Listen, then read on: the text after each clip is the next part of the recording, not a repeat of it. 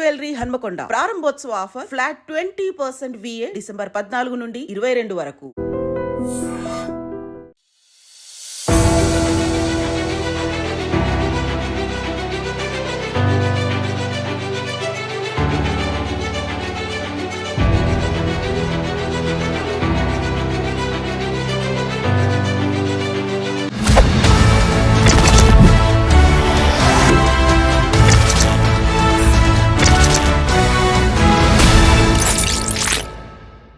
అందరికీ నమస్కారం. నేను Swaroopa Kotlapalli. Welcome to I dream.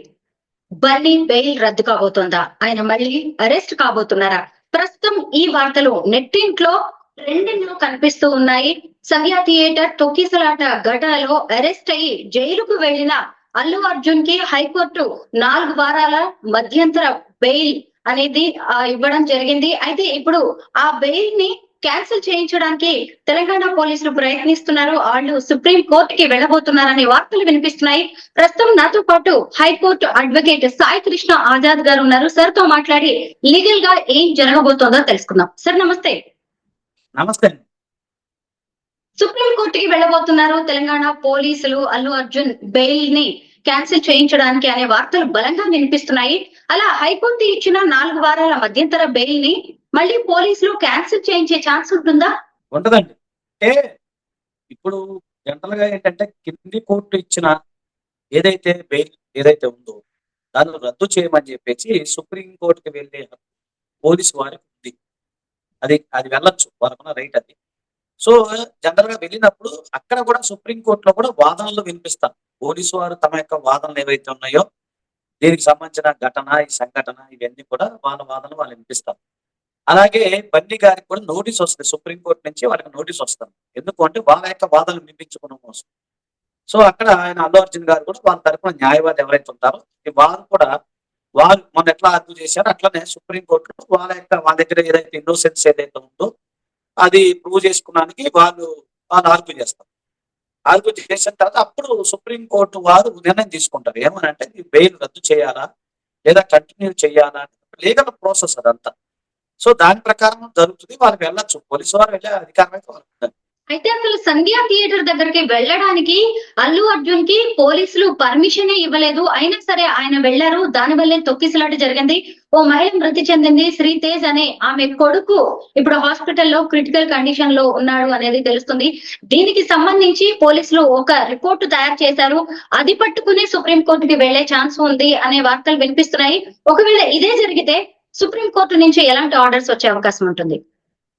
ఒకటండి, ఇప్పుడు మొన్న జరిగినప్పుడు వాళ్ళు బెయిల్ పిటిషన్ ఏమంటే యాక్చువల్ బెయిల్ పిటిషన్ కాదు వాళ్ళు ఫైల్ చేసి క్వాష్ పిటిషన్ అంటారు. అంటే హైకోర్టులో ఆల్రెడీ క్వాష్ పిటిషన్ పెండింగ్ ఉంది. అంత ముందు రోజే ఆయన హైకోర్టులో అల్లు అర్జున్ గారు దానికి సంబంధించి హైకోర్టులో క్వాష్ పిటిషన్ దాఖలు చేయడం జరిగింది ఆ సంఘటన జరిగినప్పుడు. సో ఆ రోజే విచారణకు ఉంది. సో అదే రోజు ఈయన అరెస్ట్ చేయడం జరిగింది అనమాట. జరిగినప్పుడు సంబంధిత న్యాయవాది గారు ఏం చేశారంటే దానికి మధ్యంతర బెయిల్ ఏదైతే ఉందో దాన్ని అడగచ్చు. కామన్గా మధ్యంతర బెయిల్ అడిగే రైట్ అయితే ఉంది. సో మేము మా మధ్యంతర బెయిల్ ఏదైతే ఉందో దానికి ఇవ్వమని చెప్పి ఆయన చెప్పడం జరిగింది. దానికి సంబంధించిన స్పందించిన జడ్జి గారు వెంటనే బెయిల్ ఇవ్వడం జరిగింది. అది ప్రొసీజర్. జనరల్ ప్రొసీజర్ ఏంటంటే ఎప్పుడైతే ఒక వ్యక్తి అరెస్ట్ అయినప్పుడు జైల్లో పెట్టినప్పుడు మనం చూసాం, చాలా మందిని చూసాం. జనరల్ గా కింది కోర్టులో బెయిల్ పిటిషన్ మేము దాఖలు చేస్తాం. దాఖలు చేసినప్పుడు అక్కడి నుంచి ఒక కింది కోర్టు కనుక రాని పక్షంలో హైకోర్టుకి వెళ్తాం. సో హైకోర్టుకి వెళ్ళిన తర్వాత కోర్టు వారు దాని సందర్భానికి కింది కోర్టు వారు బెయిల్ ఇస్తే సరే, లేకపోతే హైకోర్టు ఇస్తే హైకోర్టులో బెయిల్ ఇస్తారు. అలా ప్రొసీజర్ నడుస్తుంది. కానీ ఈయన విషయం ఏంటంటే ఆల్రెడీ క్వాష్ పిటిషన్ పెండింగ్ ఉంది కాబట్టి క్వాష్ పిటిషన్ లో మధ్యంతర బెయిల్ అడిగారు. మీకు అర్థమైంది కదా, డైరెక్ట్ బెయిల్ పిటిషన్ కాదు. సో బెయిల్ పిటిషన్ ప్రొసీజర్ వేరుంటుంది. కాబట్టి ఏంటంటే దీనికి సంబంధించి కొన్ని ఎవిడెన్స్ పోలీసు వారు అక్కడ జడ్జి గారికి చెప్పే అవకాశం అయితే రాలేదు ఆ రోజు. ఎందుకంటే వెంటనే వీళ్ళు క్వాష్ పిటిషన్ వేయటము, దానికి సంబంధించిన వీళ్ళు ప్రిపేర్ చేసి సరైన సాక్ష్యాధారాన్ని ప్రవేశపెట్టడం సమయం లేదు పోలీసు వారు. సో అది సడన్గా రావడం జరిగింది. కాబట్టి పోలీసు వారికి ఉన్న హక్కు ప్రకారం, వారికి అధికారం ప్రకారం ఇప్పుడు పోలీసు వారు మొత్తం ఏదైతే ఉందో ఆయన్ని జనరల్గా ఏంటంటే ఆయన ప్రతి సినిమాకి రావడం చూసుకొని వెళ్ళిపోవడమే జరుగుతుంది. కానీ ఈ సినిమాలో ఆయన ర్యాలీగా బయలుదేరి వచ్చారని చెప్పి, అంటే పోలీసు వారు చెప్పిన వాదన నేను చెప్తాను. ర్యాలీగా బయలుదేరి వచ్చారని చెప్పేసి, అలాగే మధ్యలో కారు ఉంటుంది కదండి, కారు మధ్యలో ఆ నుంచి ఆయన బయటకు వచ్చి అందరికి అభివాదం చేశారని చెప్పేసి, దాని ద్వారా అంటే కొంచెం కార్యకర్తలు మెయిన్ అక్కడ ఫ్యాన్స్ కాదండి. ఫ్యాన్స్ ఎలాగో ఉంటారు, చూస్తానికి వచ్చిన వాళ్ళు ఎలాగ ఉంటారు. అది ఆయన సడన్ గా ఎప్పుడైనా అంతే, నేనైనా అంతేనండి. సడన్ గా హీరో గారు వస్తున్నారు, అక్కడ సడన్ గా ఆయన కార్ నుంచి పైకి లేచి అందరికి టాటా చెప్తుంటే కామన్ ప్రజలు కూడా, ఒక కామన్ మ్యాన్ కూడా, ఇప్పుడు నేను మామూలుగా వెళ్తున్నా పని మీద వెళ్తున్నా, సడన్ గా హీరో గారు కనపడినప్పుడు సహజంగా చూస్తాం, మన అటెన్షన్, మన సైకాలజీ అదే హీరో గారు ఎట్లున్నారు అని చెప్పి సహజంగా చూస్తాం. ఆ విధంగా అక్కడ తొక్కిసలాట స్టార్ట్ అయింది. అలాగే సినిమా థియేటర్ లో కూడా కేవలం సినిమా టికెట్ ఉన్న వాళ్ళని కాకుండా, జనరల్ మన సినిమాకి వెళ్ళినప్పుడు ఏమవుతుందండి, మన టికెట్ ఉంటేనే ఏదో ఉంటుంది కదా, పాస్ టికెట్. సో ఆ టికెట్ చూపిస్తేనే వెళ్ళాలి. ఇప్పుడు ఫోన్ లో కూడా వచ్చినట్టు చాలా రోజులు నేను సినిమాకి స్కాన్. ఇప్పుడు చాలా పోయింది. అదే ఇప్పుడు ప్రొసీజర్ అయితే మారినట్టు. సో అది ఇస్తే స్కాన్ చేసి లోపలికి వెళ్తారు. కానీ ఆ రోజు సినిమా థియేటర్కి వచ్చిన వాళ్ళు చాలా మంది వేరే వాళ్ళు ఉన్నారు. అసలు సినిమాకి సంబంధించిన టికెట్లు వాళ్ళు కానీ లేదా ఎవరు లేరు. ఎందుకంటే ఇక్కడే సంజయ్ థియేటర్ మాకు ఆఫీస్ పక్కనే, మాకు ఒక హాఫ్ కిలోమీటర్ ఉంటుంది. నేను రెగ్యులర్ అట్టే వస్తుంటాం, తిరుగుతాం. సో అక్కడ మేము కూడా మళ్ళీ పరిశీలించాను. నేను తర్వాత వచ్చేటప్పుడు సరదా వాకింగ్ వెళ్ళి చూసుకుని వచ్చాను. చూస్తే అక్కడ అది ఎప్పటి నుంచో కంజెస్టెడ్ ఉంది. ఎందుకంటే ఆర్టీసీ క్రాస్ రోడ్ ఎప్పుడైతే ఇలాగ మీకు తెలియదని చాలా మంది తెలుసు, ఆర్టీసీ క్రాస్ రోడ్ చాలా కంజెస్టెడ్ ఉంటుంది. అందులో సంజయ్ థియేటర్ కూడా చాలా కంజెస్టెడ్, ఎప్పుడు కట్టిన అది పాతది, అది చాలా పాతది. సో సడన్ గా అక్కడ ఉన్న ప్రజలు జనాభా గుమ్మిగూడటం, సడన్ గా రావటం వల్ల సడన్ గా గుర్తు తెలియని వ్యక్తులు, గుర్తుపెట్టుకోండి, గుర్తు తెలియని వ్యక్తులు కూడా లోపలికి ఎంటర్ అయ్యారు. ఇది సినిమా థియేటర్. అదే సమయంలో ఏమిటి, సినిమా టికెట్ ఉంది కదా, చనిపోయిన ఆమె పాపం ఆమె పిల్లోడు కూడా సినిమాకి వెళ్దాం లోపలికి వెళ్ళారు. అదే సమయంలో సడన్ గా జనాభా గుంపు రావటం, ఆ తొక్కిసలాట జరిగిందో లేదా ఊపిరాడక చనిపోయింది అనేది ఇంకా అదే పోలీసు వారు చెప్పారు. ఇది వాళ్ళ వాదన, పోలీసు వారి యొక్క వాదన. సో దీనికి సంబంధించిన కొన్ని కాగితాలు కూడా నిన్న నేను వేరే ఛానల్లో చూశాను, వేరే ఎవిడెన్స్ అన్ని చూపించాను. ఎందుకంటే మీరు ర్యాలీలు పెట్టకూడదు, చేయకూడదు, జస్ట్ వచ్చి సినిమా చూసి వెళ్ళిపోవాలి అనేది వాళ్ళు చెప్పినట్టుగా, ముందస్తుగా చెప్పినట్టుగా ఆ ప్రీ రిలీజ్ ఈవెంట్ కి సంబంధించి ఏమి ఉన్నాయి అవన్నీ కూడా నేను వార్తలు చూశాను మొత్తం. సో ఇవన్నీ ఎవిడెన్స్ కూడా పెట్టి మరి అక్కడ హైకోర్టులో, సుప్రీంకోర్టులో ఈ హైకోర్టు ఆర్డర్ తీసుకొని వెళ్ళి ఆ సుప్రీంకోర్టులో దాన్ని ఛాలెంజ్ చేశారు. రైట్ అయితే ఉంటుంది. ఛాలెంజ్ చేసిన తర్వాత మరి నిజంగానే వీళ్ళు లీగల్ గా వెళ్ళారు, ముందుగానే వెళ్ళారు. వారు ఎలాంటి అంటే దీనికి సంబంధించి అల్లు అర్జున్ గారికి సంబంధించి ఎవరు కూడా సరైన ముందస్తు పర్మిషన్ తీసుకోవడం కానీ, పోలీసు వారికి ఇంటిమేషన్ చేయడం కానీ ఇవన్నీ కూడా లేవు అని చెప్పి వాళ్ళు చెప్తాం. సో దాన్ని బట్టి పోలీసు వారు నిర్ణయం తీసుకున్న తర్వాత ఇంకా చెప్పలేము. It maybe may not be, ఎందుకంటే బెయిల్ రద్దు అయ్యే అవకాశం ఉంది, లేదా బెయిల్ క్యాన్సిల్ కాకుండా మళ్ళీ కంటిన్యూగా చేసామని చెప్పే అవకాశం ఉంది. అదేంటి అనేది ఇప్పుడు ఒకసారి వాళ్ళు ఫైల్ చేసిన డ్రాఫ్టింగ్, అలాగే వాళ్ళకి సంబంధించిన వాదనలు అవన్నీ విన్న తర్వాత కానీ మనం డిసైడ్ చేయాలి.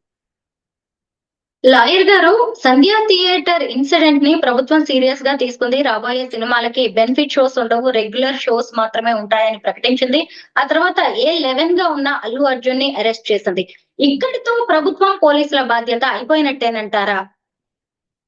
ఇక్కడ ప్రభుత్వము పోలీసు బాధ్యత కాదు మేడం, ప్రజల బాధ్యత కూడా ఉంది. ఎందుకంటే ఎంతసేపు మన ప్రభుత్వాన్ని పోలీసు ఉన్న కాదు, ఆ రోజు పోలీసు వారు ఒక దేవుళ్ళలాగా ఆమె ఎవరైతే ఉన్నారో ఆమె అరికాలు రుద్ది ఆమెకు సిపిఆర్ చేసి ఆ పిల్లోడి విషయంలో ఒక దేవుళ్ళలాగా చేశారండి పని. సో అక్కడ ఏమవుద్ది, ప్రజలు కూడా సపోర్ట్ చేయాలి. ఇప్పుడు ఒకటండి, ఇప్పుడు అల్లు అర్జున్ గారు వచ్చారు, ఓకే సంతోషం, ఎవరైనా చూడటానికి నేనైనంత మీరైనంత సహజం, అది మానవ సైకాలజీ. వెళ్ళినప్పుడు అక్కడ కొంత క్రమశిక్షణ అనేది ఉండాలి ఫస్ట్ ఆఫ్ ఆల్. ఇంకోటి ప్రజలకి ఈ యొక్క ఈ ఏదైతే సినిమా యాక్టర్స్ రాగానే పడి చనిపోవడం, చనిపోవడం అనేది అసలు వాళ్ళంటే పడి అభిమానులు వెళ్ళడం, అభిమానులు కొట్టుకోవడం. సో ఈ విధమైన ఏదైతే భారతదేశంలో ఈ యొక్క సినీ హీరోల విషయంలో నా హీరో అని, లేకపోతే ఇంకోటని అవన్నీ ఏంటంటే ప్రజల్లో మార్పు రావాలండి. ఎందుకంటే విదేశాల్లో మనం చూసుకుంటాం, హీరో రోడ్డు మీద నడుచుకుంటే ఎవరు పట్టించుకోరు. టైటానిక్ హీరో నడుచుకున్న పైన ఎవరు పట్టించుకోరు. మనం చూసాం, సీన్ కానరే ఉంటారు వాళ్ళు, జేమ్స్ బాండ్ సంబంధించిన ఎంతో సహజంగా రోడ్డు మీద నడుచుకుని పోతారు వాళ్ళు. ఇక్కడ ఏంటంటే ఒక హీరో అనగానే ఏదో ఒక పెద్ద ఆయన పైనుంచి ఊడిపడ్డాడు, లేదా పైనుంచి దిగొచ్చాడు హీరో అన్న ఆయన ఏదో దైవాంశ సంభూతుల్లాగా ఫీల్ అవుతూ ఉంటారు. వాళ్ళ వృత్తి, నటన అనేది వాళ్ళ వృత్తి. ఆ వృత్తిలో భాగంగా వాళ్ళ పని చేసుకుంటారు. ఇప్పుడు ఏదైతే పుష్ప 2 ఉంది, పుష్ప 2 కానీ పుష్ప 3 అవుతుంది, లేకపోతే ఇంకో పేర్లు గోల్డ్ సినిమాలు ఉన్నాయి, గోల్డ్ పేర్లు వస్తాయి. సో ప్రజలు ఏంటంటే సడన్ గా అభిమానం ఉండొచ్చు, దాని తప్పలేదు. చిన్నప్పుడు నేను కూడా కొన్ని హీరోలు నేను కూడా అభిమానం కూడా హద్దు ఉంటుంది. ఎందుకంటే మన ఒక ఇప్పుడు ఇంట్లో పేరెంట్స్ చూసుకోవాలి, బాధ్యతలు ఉంటాయి, ఇవన్నీ ఉంటాయి. ఇవన్నీ వదిలిపెట్టేసి సినిమా పిచ్చి పట్టుకొని అక్కడికి వెళ్ళిపోయి నా తర్వాత ఏది సినిమా టికెట్ 200 రూపాయలు 1,000 పెట్టి సినిమా టికెట్ కొనడానికి ఇన్ని రకాలుగా మనం ఆలోచిస్తాం. 1000 రూపాయలు అంటే ఏంటంటే ఈ రోజు ఒక కుటుంబం గడిచిపోతాం, కుటుంబం తినొచ్చు. అలాంటి సందర్భాల్లో వేస్ట్ గా డబ్బులు ఖర్చు పెట్టుకొని వాళ్ళు ఏంటంటే పెట్టుబడే కదండి సినిమా అంటే. ఏదో 300 కోట్ల రూపాయలు ఆయన రెమ్యునరేషన్ తీసుకున్నాడు అని చెప్పి, లేదా 500 కోట్ల రూపాయలు తీసుకున్నాడు అని చెప్పి, దానికి 1000 కోట్లు వచ్చినాయి అంటే అర్థం ఏంటి? మనకి అభిమానమే వాళ్ళ క్యాష్.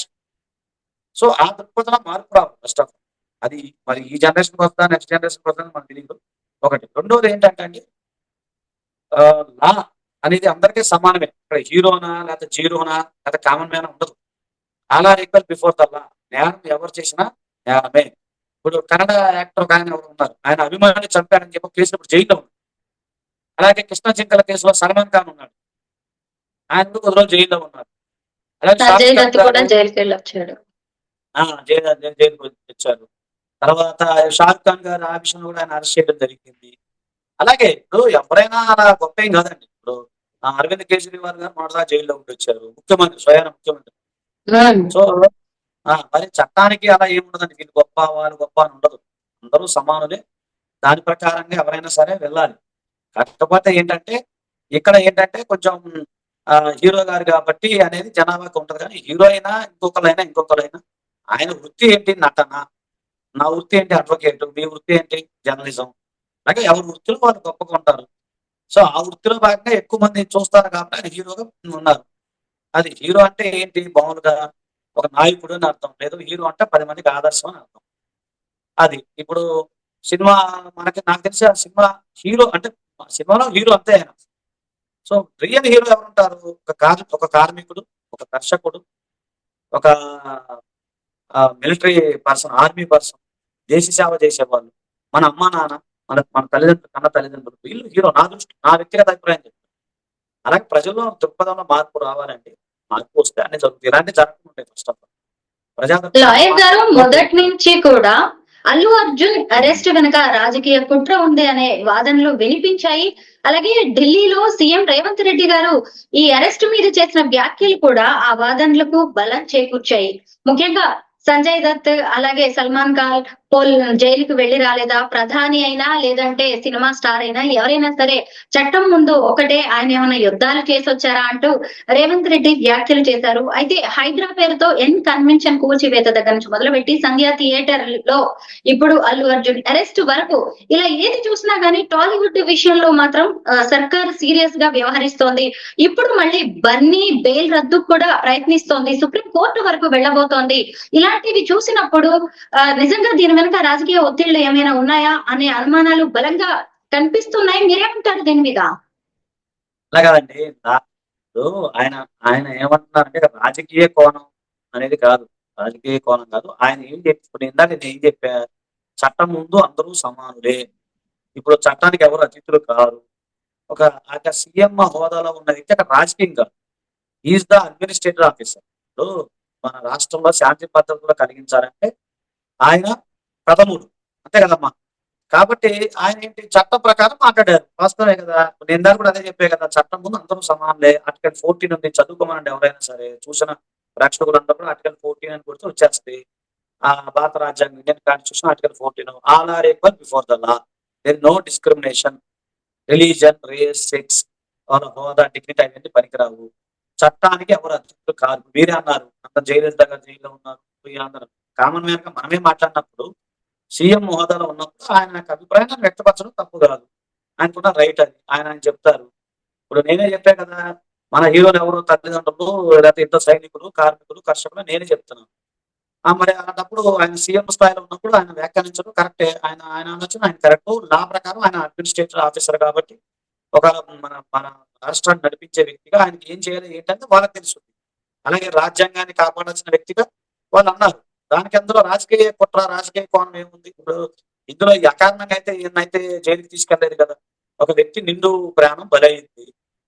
ఇంకో బాబు కూడా ఏదో పోరాడుతున్నాడు, జీవన్ మరణ పోరాటం ఏదో పోరాడుతున్నాడని తెలుస్తోంది. పాపం నాకు కూడా బాధ అనిపించింది.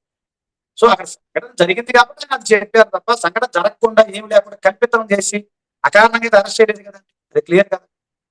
సో ఈయన వెళ్ళటం వల్ల తొక్కిసలాట జరిగిందని వాళ్ళ వాదన. ఇప్పుడు ఈలో జనరల్ డిఫెన్స్ అడ్వకేట్ గా ఇప్పుడు నేను డిఫెన్స్ అడ్వకేట్ అనుకోండి, నేనే వాదిస్తాను. దీనికి దానికి సంబంధం నేను వాదిస్తాను. లేదు నేనే ప్రాసిక్యూషన్ అడ్వకేట్ అనుకోండి, నేనేమో చెప్తాను. ఇతను అంట వల్ల చనిపోయి నేను చెప్తాను. అది సహజం, ఎవరి వాదన వాళ్ళవి. సో చట్టం ప్రకారం చట్టం తన పని తాను చేసుకుపోతుంది. న్యాయపరంగా దానికి సంబంధించిన discretion power of the court యొక్క విచక్షణ అధికారాన్ని బట్టి ఏది న్యాయం అనిపిస్తే కోర్టు వారు చెప్తారు. మా చేతుల్లో లాయర్ గా మా చేతిలో ఉండదు, పోలీసుల చేతిలో కూడా ఉండదు. Thank you so much lawyer గారు. ఎందుకంటే ఇప్పటి వరకు అల్లు అర్జున్ బెయిల్ మీద వస్తున్న ఊహాగానాలకి సంబంధించి మీరు చాలా మంచి క్లారిటీ ఇచ్చారు. Thank you so much.